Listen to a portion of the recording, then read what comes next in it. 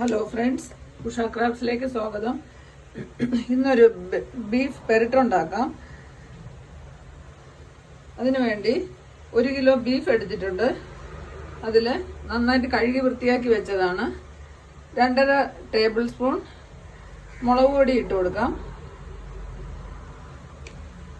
എരി കുറവുള്ള മുളക് പൊടിയാണ്. 1.5 ടേബിൾ സ്പൂൺ മല്ലിപ്പൊടി ഇട്ട് കൊടുക്കാം.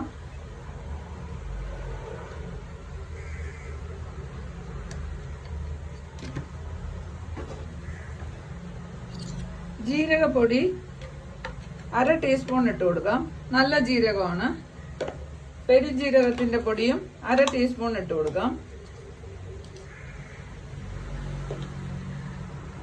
ഗരം മസാല 1/2 ടീസ്പൂൺ ഇട്ട് കൊടുക്കാം.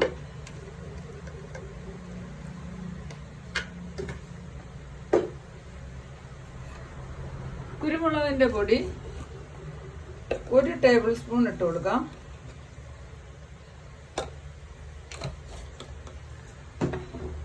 ഉപ്പുപൊടി ആവശ്യത്തിന് ചേർത്ത് കൊടുക്കാം.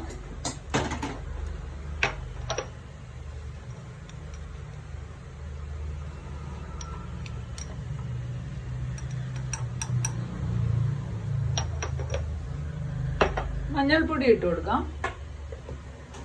1/2 ടീസ്പൂൺ ഇട്ടാൽ മതി.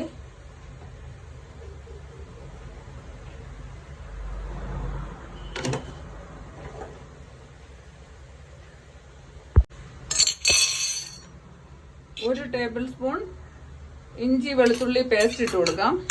ഇത് നന്നായിട്ട് ഇളക്കി യോജിപ്പിക്കാം.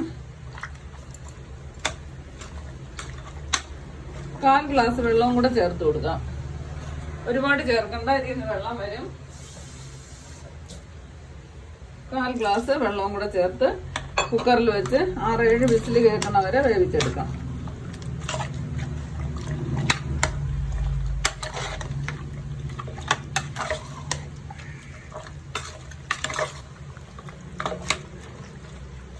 അടുപ്പിൽ വയ്ക്കാം. ഇതിന്റെ ഗ്രേവി തയ്യാറാക്കാം. ഒരു വലിയ ചീനച്ചട്ടി അടുപ്പിൽ വെച്ചിട്ടുണ്ട്. ഒരു 1/4 കപ്പ് സൺഫ്ലവർ ഓയിൽ ഒഴിച്ചു കൊടുക്കാം.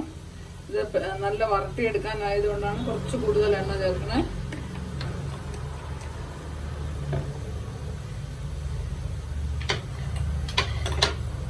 എണ്ണ ഒന്ന് ചൂടാവട്ടെ. എണ്ണ നന്നായിട്ട് ചൂടായി. ഇഞ്ചി വെളുത്തുള്ളി ചെറുതായിട്ട് അരിഞ്ഞു വെച്ചതാണ്, അതിട്ട് കൊടുക്കാം.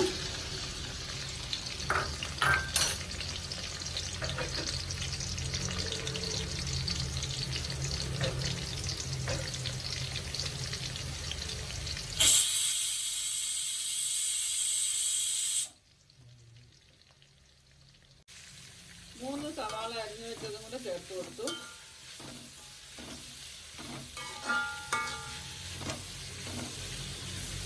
പത്ത് കൊച്ചുള്ളിയുടെ അരിഞ്ഞു വെച്ചത് ചേർത്ത് കൊടുക്കാം.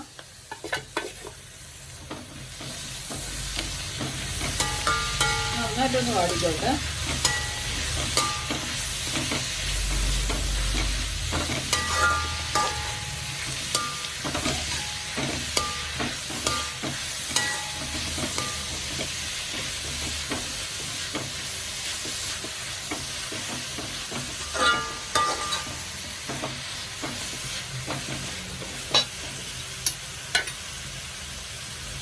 ഒരു 1/2 സ്പൂൺ ഇഞ്ചി വെളുത്തുള്ളി പേസ്റ്റ് കൂടെ ചേർത്ത് കൊടുക്കാം.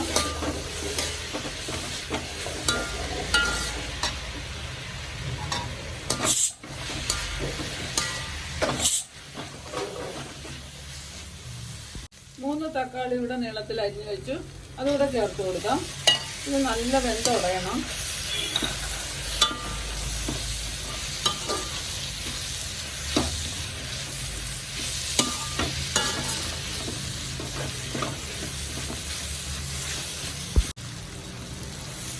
തക്കാളി നന്നായിട്ട് വെന്തിട്ടുണ്ട്. ഇനി നമുക്ക് വേവിച്ച് വെച്ച് ഇറച്ചി ഇട്ട് കൊടുക്കാം. വെള്ളം നന്നായിട്ട് വറ്റിച്ചെടുക്കണം. ഇതിന് വന്ന വെള്ളമാണ്. ഇത് നന്നായിട്ട് വറുത്തിയെടുക്കാം. നല്ലപോലെ റോസ്റ്റ് ചെയ്തെടുക്കണം.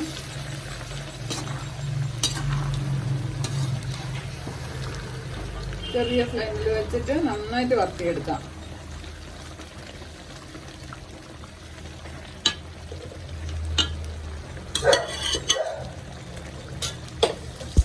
പകുതി വെള്ളം വറ്റിയിട്ടുണ്ട്. ഇനി കുറച്ചുകൂടെ ഡ്രൈ ആക്കി കൊടുക്കാം.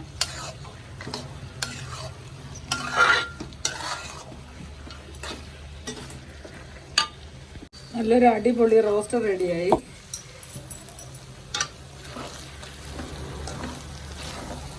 ഇതിനെയും വറുത്തിയാൽ കൂടുതൽ രുചിയാവേ ഉള്ളൂ.